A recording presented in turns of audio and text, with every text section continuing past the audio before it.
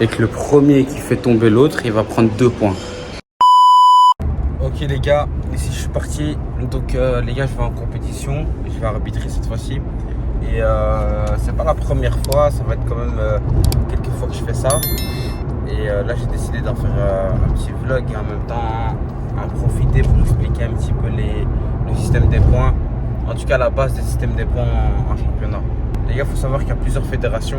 Qui dit plusieurs fédérations dit plusieurs règles. Mais la base en général c'est partout la même chose.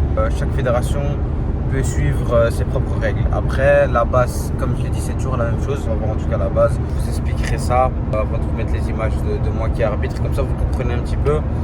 Je vais vous expliquer comment on a 2 points, comment on a 3 points, comment on a 4 points. C'est relativement simple, mais pour quelqu'un qui ne connaît pas, c'est juste qu'il ne connaît pas quoi. Ok. Le chien. Les gros vlogs, tu connais.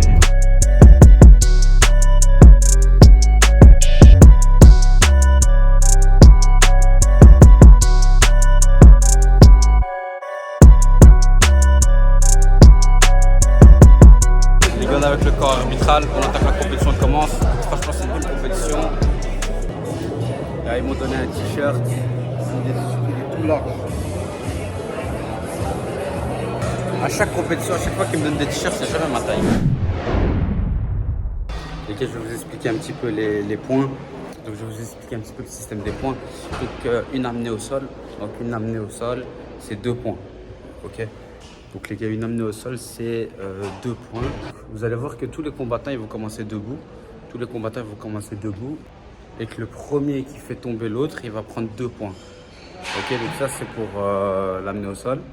Les 2 points, les gars, ils valent aussi pour tous les renversements. Admettons, l'adversaire, il est en dessous, donc il est en bas. Et il renverse l'adversaire et il se retrouve au-dessus. Là aussi, il prend 2 points. Ok.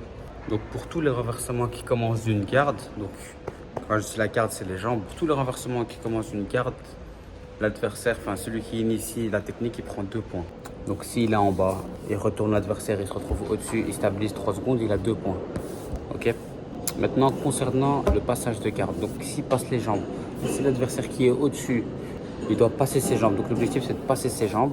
Ok. Une fois qu'il a passé ses jambes, il doit stabiliser la position 3 secondes. Il passe la garde, il le stabilise 3 secondes et il a 3 points. Ok. Pour la monte et le dos, il faut encore une fois stabiliser toutes les positions 3 secondes. Concernant la prise de dos, il faut mettre les 2 crochets obligatoirement. Si un crochet est mis, ça ne va pas. Il faut absolument les 2 crochets. Et encore une fois, il faut garder la position 3 secondes. Voilà. Et pour la monte, c'est la même chose. La monte, c'est la position montée, il faut la stabiliser 3 secondes. Se mettre sur l'adversaire, 3 secondes, ça c'est assez simple. Et là, on a 4 points. 4 points pour le dos, 4 points pour la monte. Ok, donc ça c'est pour les règles basiques. Je vais continuer à vous mettre des extraits où j'arbitre et où je donne les points, comme ça vous avez les situations vraiment en temps réel.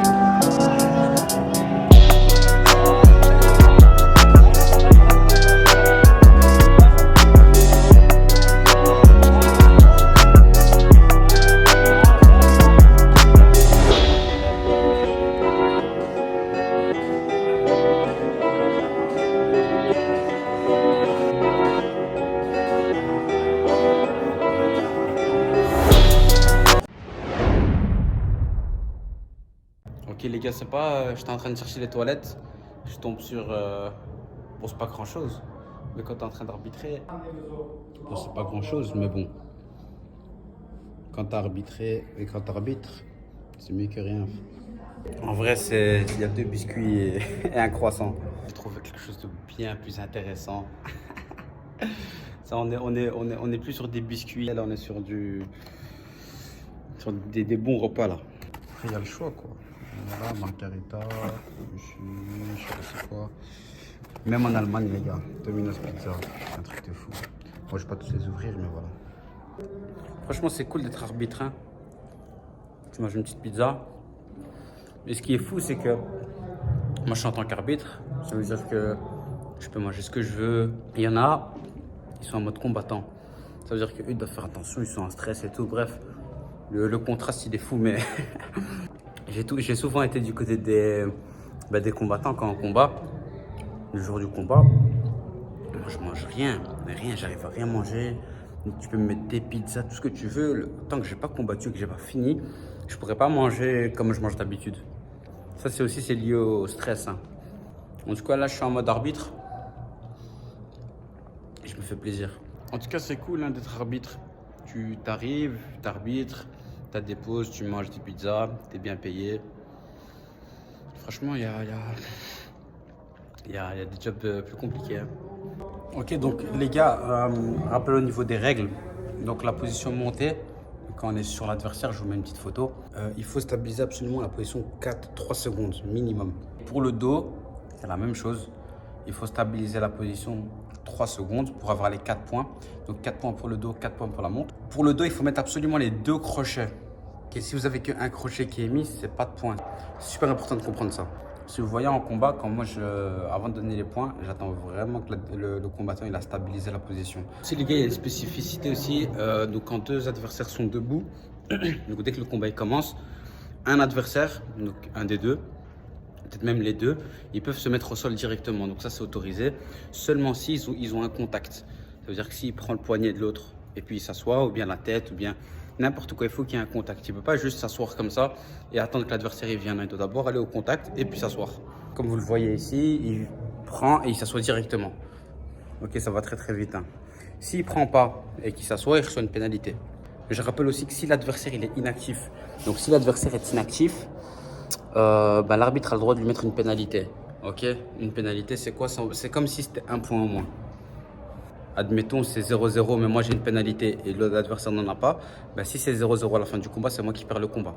Par contre, si c'est 2-0 pour moi, mais que j'ai une pénalité, mais que je gagne quand même de 2 points d'avance, là on ne regarde pas les pénalités, on va regarder les points en premier. Donc ça, c'est le premier moyen de gagner le combat avec les points. Sinon, il y a les soumissions. Et là, même si le gars il a 30 000 0, admettons qu'il gagne 100 0, même si c'est impossible, mais admettons qu'il gagne 100 0 et que tu arrives à le soumettre dans les dernières secondes, c'est toi qui gagnes le combat.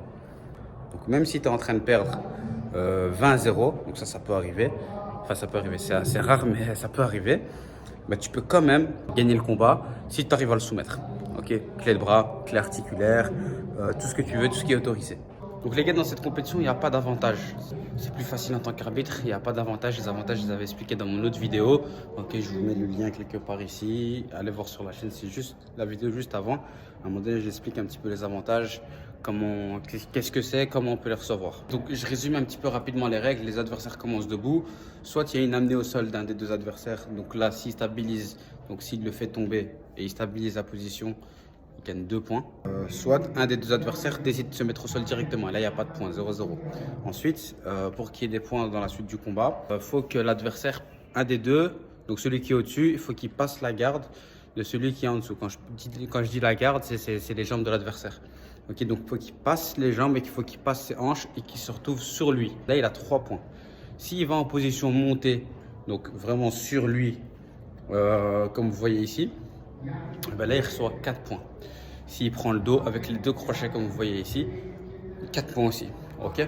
Là, je vous ai vraiment expliqué la base des points sous les règles IBJJF. Donc, c'est l'une des plus grosses organisations au monde de jiu-jitsu brésilien.